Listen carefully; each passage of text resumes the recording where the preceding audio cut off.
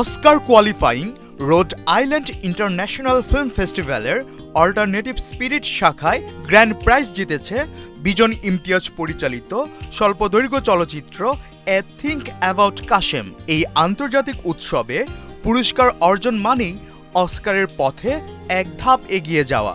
নির্দিষ্ট কিছু শর্ত পূরণ সাপেক্ষে বাংলাদেশি এই সিনেমাটি এখন অস্কারে জমা দেওয়ার যোগ্যতা অর্জন করবে। সিনেমাটির নাম ভূমিকায় অভিনয় করেছেন ইন্তেখাব দিনার। 17 মিনিট দৈর্ঘ্যের এই সিনেমাটির চিত্রনাট্য লিখেছেন নুহাস হুমায়ুন। বলিউড সুপারস্টার শাহরুখ খান ও অভিনেত্রী দীপিকা পাড়ুকোন আইনি জটিলতায় পড়েছেন। রাজস্থানের ভরতপুরে তাদের বিরুদ্ধে প্রতারণার অভিযোগে মামলা দায়ের করা হয়েছে। কীর্তি সিং নামের এক আইনজীবী অভিযোগটি করেছেন। তিনি 2022 সালে একটি গাড়ি কিনেছিলেন। গাড়ি ক্রয়ের সময় প্রতিষ্ঠানটিকে 51,000 রুপি অগ্রিম দেন এবং বাকি টাকা ঋণ নিয়ে পরিশোধ করেন। কিন্তু গাড়ি হাতে পাওয়ার পরপরই যান্ত্রিক সমস্যায় পড়েন। অভিযোগ করেও সমাধান না পেয়ে শেষ পর্যন্ত তিনি আদালতের দ্বারস্থ হন। তাহলে কেন শাহরুখ ও দীপিকার নাম মামলায় যুক্ত হলো? জানা গেছে তারা ওই গাড়ি কোম্পানির ব্র্যান্ড অ্যাম্বাসেডর ছিলেন এবং বিজ্ঞাপনের মাধ্যমে প্রচার করেছিলেন। সেই কারণেই এফআইআরে তাদেরকেও আসামি করা হয়েছে।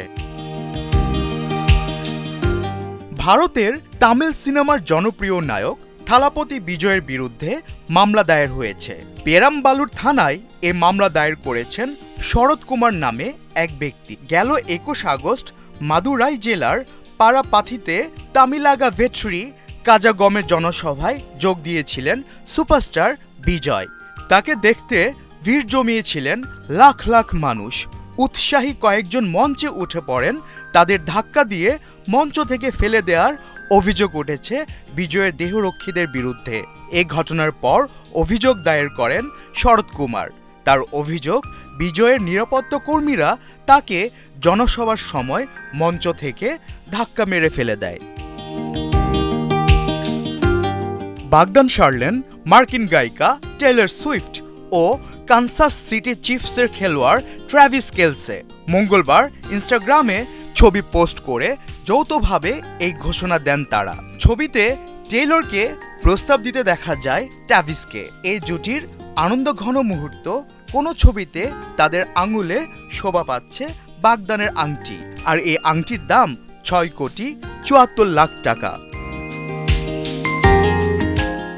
আফফান মিতুল, 71।